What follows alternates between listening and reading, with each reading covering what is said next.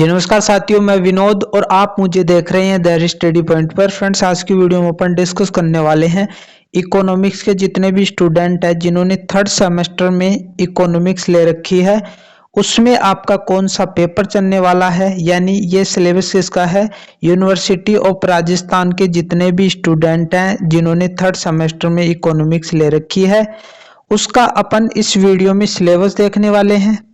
किस किस पर बात करेंगे ये बता देता हूं मैं आपको। सिलेबस पर बात करेंगे, आपका पेपर पैटर्न क्या रहने वाला है, क्या इसमें प्रैक्टिकल भी रहने वाला है, क्या इसमें प्रैक्टिकल भी रहने वाला है या प्रैक्टिकल नहीं रहेगा। यदि प्रैक्टिकल रहेगा तो कितने अंकों का रहने वाला है, इसका सिलेबस क्या रहने वाला है और उस प्रैक्टिकल में क्या क्या चीजें होंगी, उन सब पर अपन बात करने वाले हैं। तो वीडियो के अंत तक बने रहें। यदि वीडियो छोड़कर जाओगे तो फिर आपका ही लॉस होने वाला है और आप सपोर्ट नहीं करते हो, ठीक है ना। सपोर्ट किया करो, क्योंकि कोई आपके लिए मेहनत से वीडियो बनाता है तो आप अपने जो दोस्त हैं उनमें शेयर करने में कुछ भी नहीं जा रहा आपका, ठीक है ना। और दूसरी बात, ये जो स्टूडेंट है ना, इकोनॉमिक्स बहुत कम स्टूडेंट लेते हैं, तो इस पर वीडियो कोई बनाता भी नहीं है। आपने भी ये चीज़ें ऑब्जर्व की होगी कि यूट्यूब पर इस प्रकार की वीडियो आपको देखने को नहीं मिलती है, क्योंकि वो वीडियो आगे जाता ही नहीं है। यानी डिमांड कम है तो सप्लाई भी कम होगी। इकोनॉमिक्स में आपने पढ़ा भी होगा, फिर भी मैं आपके लिए वीडियो बना रहा हूं, तो आप अपने दोस्तों में शेयर कर सकते हो और सपोर्ट करना चाहते हो तो चैनल को सब्सक्राइब भी कर सकते हो, ताकि आगे मैं इंपॉर्टेंट क्वेश्चन भी इसके लेकर आऊं। यदि आप सपोर्ट नहीं करोगे तो मैं इस प्रकार की वीडियो में क्यों लेकर आऊंगा। तो ये वीडियो को स्टार्ट करते हैं। अगले पृष्ठ पर ले चलता हूं। ये पूरा का पूरा जो आप यूनिवर्सिटी आपकी है राजस्थान यूनिवर्सिटी, उन्होंने 6 सेमेस्टर तक पूरा का पूरा एक साथ इन्होंने डाल दिया है, पूरा शेड्यूल इन्होंने डाल रखा है। तो हमें तो थर्ड सेमेस्टर का देखना है। यहाँ पर आपके सामने दिख रहा है थर्ड सेमेस्टर का। अब एक बात आप ध्यान में रखना, जब भी यानी आपने एग्जाम फॉर्म भरा था तो वहां पर आपके पेपर का नाम दे रखा होगा और वहां पर कोड दे रखे होंगे। तो इस कोड को और इस नाम को बड़े तरीके से मिला लेना, तभी आपके लिए वीडियो है।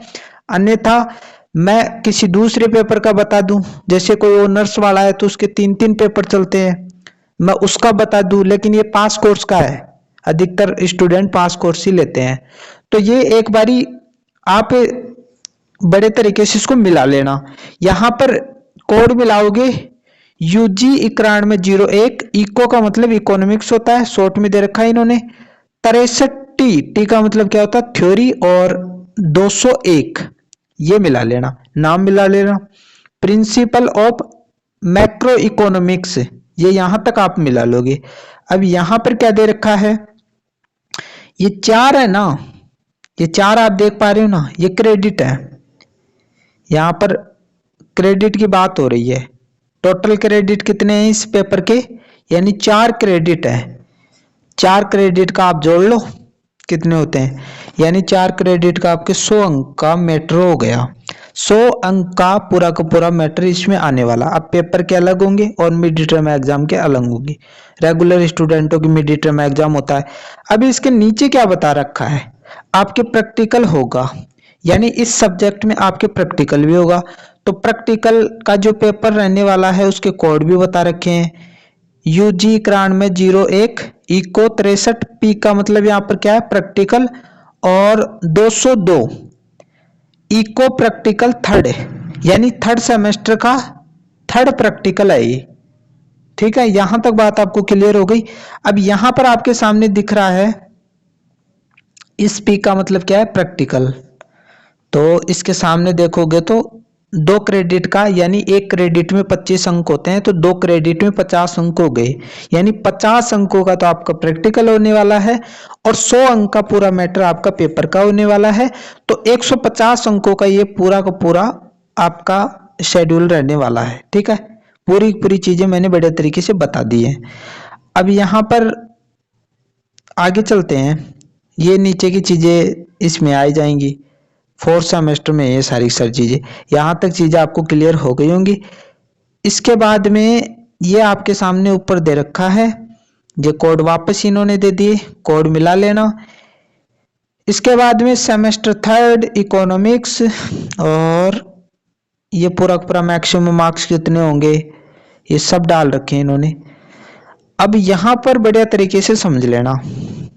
यहाँ पर नाम आपके सामने दिख रहा है, प्रिंसिपल ऑफ मैक्रो इकोनॉमिक्स।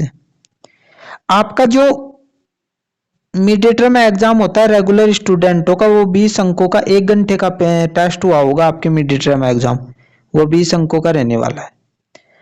आपका जो पेपर रहेगा, मेन पेपर जब एग्जाम देने जाओगे तब की बात बता रहा हूं मैं, यानी 80 अंकों का आपका पेपर रहने वाला है। अब मिड टर्म एग्जाम में आपको 8 अंक लाने हैं पास होने के लिए, वो पास कर देते हैं, ठीक है, इतने तो दे ही देंगे, आपको उपस्थित होना है बस। यहाँ पर आपके सामने एक बार इसको मिटा देता हूं ताकि एक चीजें आपको और बढ़िया तरीके से क्लियर हो जाए। ये 80 अंक में से आपको पास मार्किंग कितना लाना है, फिर बाद में मत कमेंट करना कि पास मार्किंग कितना रहने वाले, 32 अंक रहने वाले हैं आपके। यहाँ तक बात क्लियर हो गई। अब जो नॉन कॉलेज के स्टूडेंट है ना, वो भी ध्यान से सुन लो। नॉन कॉलेज के स्टूडेंटों का ये जो पेपर रहने वाला है वो 100 अंकों का रहने वाला है। फिर पास मार्किंग कितने लाने होंगे, 40 अंक आपको पास मार्किंग लाने होंगे। 100 अंकों का पेपर क्यों, क्योंकि आपके मिड टर्म एग्जाम होते नहीं, तो ये टोटल आपका 100 अंकों का मैटर हो जाएगा और आपको 40 अंक पास मार्किंग लाने होंगे। यहां तक बात आपको क्लियर हो गई। नॉन कॉलेज के स्टूडेंटों का भी मैंने बढ़िया तरीके से बता दिया है। अब आगे चलते हैं अपन। यहां पर आपके सामने दिख रहा है वही कोड जो हमने वहां पर देखा था, इको प्रैक्टिकल। यहाँ पर थर्ड डालना चाहिए था, ठीक है, थर्ड नहीं डाल रखा है, थोड़ी मिस्टेक कर दी इन्होंने। यहाँ पर ये आपका प्रैक्टिकल बता रखा है। ये जो मिड टर्म एग्जाम होता है उसमें भी 10 अंक का आपका यहाँ कॉलेज से भेजा जाएगा और 3 घंटे का आपका प्रैक्टिकल होगा 40 अंकों का, ठीक है। पास होने के लिए 10 में 4 लाने और प्रैक्टिकल जो होगा उसमें पास होने के लिए, ध्यान देना, प्रैक्टिकल में पास होने के लिए रेगुलर स्टूडेंटों को 16 अंक लाने हैं, ठीक है, 40 में से। अब नॉन कॉलेज के स्टूडेंट हैं, नॉन कॉलेज के स्टूडेंटों को प्रैक्टिकल उनका 50 अंकों का रहने वाला है, ये टोटल 50 अंकों का, क्योंकि मिड टर्म एग्जाम आपके होते नहीं। पास होने के लिए आपको 20 अंक लाने हैं, जैसा कि यहाँ पर बता भी रखा है। कितने लाने हैं, 20 अंक आपको पास होने के लिए लाने हैं प्रैक्टिकल में। यहां तक मुझे लगता है कि आपको सारी चीजें क्लियर हो गई। यहां पर डिटेल से भी इन्होंने दे रखा है प्रैक्टिकल का, ये यहां पर देखो, ये फील्ड में जो 20 मार्क्स का है ना आपका प्रैक्टिकल होगा, रिटन टेस्ट भी होगा वहां पर, जैसा ज्योग्राफी में होता है 12 अंकों का रिटन टेस्ट होने वाला है, और वाइवा, ठीक है, इसमें 8 अंक का वाइवा होने वाला है। इसमें है ना जो आपके है ना जो प्रैक्टिकल रिपोर्ट का मतलब ये होता है कि प्रैक्टिकल 5 भी आपको बनानी होगी, नॉन कॉलेज हो चाहे रेगुलर कॉलेज हो, सबके लिए ये चीजें लागू होती हैं। जिस प्रकार ज्योग्राफी में बनानी होती है ना उस प्रकार। अब यहाँ पर आपके सामने दिख रहा है वो कि वो चीजें दे रखी हैं, तो ये चीजें आपके लिए ज्यादा काम की नहीं है, मैंने काम की चीजें ले ली है। अब ये आपका सिलेबस दे रखा है, सिलेबस बढ़िया तरीके से आपको देखना है। 4 यूनिटों में आपको बटा हुआ है और चारों यूनिटों से बड़े क्वेश्चन आते हैं, ये भी आपको पता है। अब यहाँ पर आगे बढ़ते हैं। ये इंग्लिश में दे रखा है, तो हिंदी मीडियम के स्टूडेंट ज़्यादा हैं हमारे, तो उस पर टाइम वेस्ट न करके जो इंग्लिश मीडियम के है ना वो एक बार स्क्रीनशॉट ले लो इसका। मैं स्क्रीनशॉट दे देता हूँ आपको, यदि आपने डाउनलोड नहीं किया है तो जल्दी से ले लो इसका स्क्रीनशॉट, ले लो, ले लिया होगा। बाकी के बच्चे हुए के भी ले लो, बढ़िया तरीके से ले लिया होगा। और एक बात और समझाना चाहूंगा मैं यहाँ पर जो राजस्थान यूनिवर्सिटी ने बता रखे हैं कि आप कौन सी बुक खरीद सकते हो, ये सारी की सारी बुक, ये नाम सब कुछ दे रखा है। बढ़िया तरीके से नाम डालोगे, अमेजोन के माध्यम से खरीदना चाहते हो तो ये नाम डाल देना और राइटर का नाम डाल देना, बुक आ जाएगी और आप वहां से भी खरीद सकते हो। और बाकी की ये भी बुक बता रखी है, यानी लगभग आपको 7 बुक बता रखी है। तो ये टॉप लेवल की होती है ना, वो सही होती हैं। अधिकतर जो फेमस जो राइटर होते हैं ना उनकी ऊपर ही ऊपर दे रखी होती है, आपको पता है। जो योग्यता में अधिक होता है ना उसको आगे बैठाया जाता है, आपको पता है। यहाँ पर देखो मैक्रो इकोनॉमिक्स के सिद्धांत, अब यहाँ पर यूनिट फर्स्ट दे रखी है। अब यहाँ पर है ना जो मैक्रो इकोनॉमिक्स का अर्थ, क्योंकि सारी बुक इस पर है, तो मैक्रो इकोनॉमिक्स का अर्थ क्या होता है? इसकी विषय वस्तु,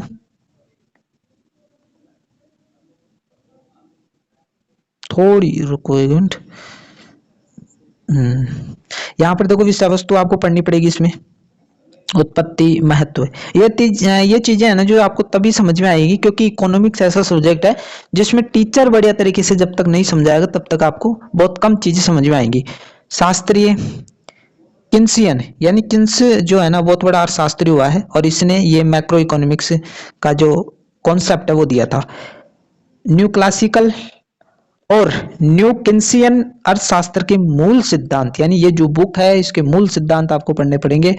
मैक्रो आर्थिक चर, जिसमें स्टॉक क्या है बनाम प्रवाह है, पूर्व पूर्व बनाम पूर्व पश्चात, अंतर्जात बनाम बहिर्जात, अनुपात चर, स्वायत्त बनाम प्रेरित, आश्रित बनाम स्वतंत्र, सूक्ष्म और स्थूल अर्थशास्त्र के बीच अन्योन्याश्रय, रचना की भ्रांति, नोबेल पुरस्कार विजेता मैक्रो अर्थशास्त्रियों का संक्षिप्त परिचय। यानी नोबेल पुरस्कार अर्थशास्त्र जो मैक्रो इकोनॉमिक है, ये इकोनॉमिक्स है ना, इसमें जिन भी अर्थशास्त्रियों ने नोबेल पुरस्कार जीता है उनका थोड़ा बहुत परिचय आपको इसमें देना पड़ेगा।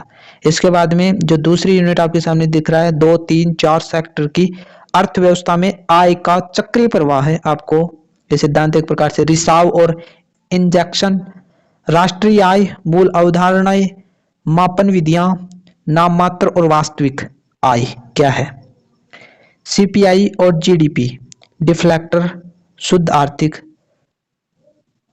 यहां पर कल्याण की अवधारणा, ये हो रहा है। इसके बाद में यूनिट जो थर्ड रहने वाली है वो धन के कार्य, धन का परिणाम सिद्धांत, लेन देन और नगद शेष दृष्टिकोण, धन का किन्सियन सिद्धांत, मिल्टन फ्रीडमैन द्वारा क्यूटीएम का पुनर्कथन, मुद्रास्फीति यानी महंगाई, मुद्रास्फीति किसे कहते हैं, महंगाई कहते हैं, परिभाषा, अवधारणा, प्रकार, कारण, प्रभाव, उपचारात्मक उपाय। तो ये मुद्रास्फीति से ज्यादा क्वेश्चन बन सकते हैं इस यूनिट में। उपचारात्मक उपाय, मुद्रास्फीति की सामाजिक लागत, फ्लिप्स, ये चीजें हो जाए तो मुद्रास्फीति से इसमें है ना जो क्वेश्चन बन सकता है बड़ा। 2 क्वेश्चन हर यूनिट से आपको देखने को मिलेंगे बड़े, ठीक है। इसके बाद में आगे बढ़ते हैं, आय और रोजगार निर्धारण, सरल, शास्त्रीय और किन्सियन मॉडल, उपभोग फंक्शन और इसके निर्धारक, बचत फंक्शन और पूंजी की सीमांत दक्षता, निवेश फंक्शन और इसके निर्धारक और निवेश की सीमांत दक्षता, गुणक और त्वरक की अवधारणा, व्यापार चक्र, परिभाषा और चरण। ये वही पुस्तक है जो हिंदी में ट्रांसलेट हो गई है, ये भी आप डाल सकते हो। और ये भी बुक है नीचे, ये भी बुक है, बाकी कट गई, ठीक है। अब इसके बाद में है ना जो यहाँ पर है ना आपका प्रैक्टिकल का सिलेबस दे रखा है, ये प्रैक्टिकल जो तीसरा प्रैक्टिकल है इसमें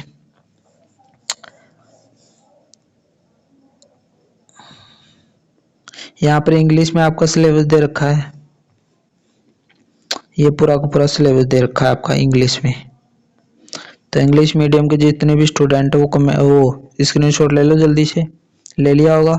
इसके बाद में आगे बढ़ते हैं, इसको हिंदी में ट्रांसलेट मैंने कर दिया है।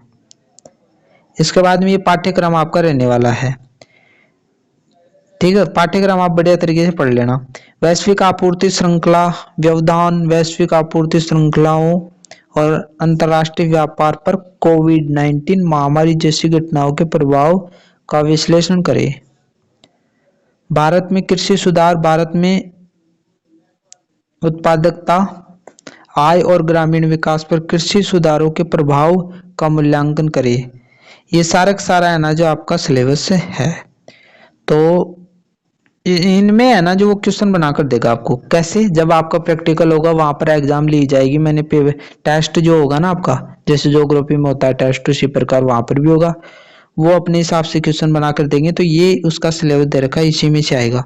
मिलते हैं एक नई वीडियो के साथ, आशा करता हूँ वीडियो अच्छा लगा होगा। मिलते हैं एक नई वीडियो के साथ, यदि इस वीडियो को आप सपोर्ट करते हो तो मैं इंपॉर्टेंट क्वेश्चन भी लेकर आऊंगा। मिलते हैं एक नई वीडियो के साथ, तब तक के लिए थैंक यू।